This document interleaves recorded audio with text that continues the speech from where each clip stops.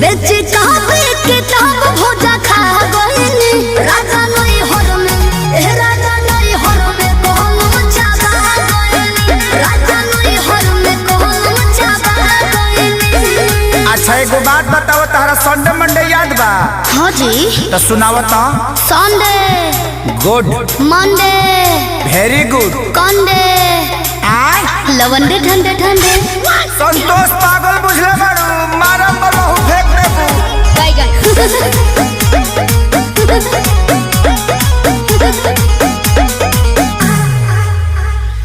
अनपढ़ के तू तो लागे एजेंसी रह, तू पढ़ल होइते आशा में वैकेंसी।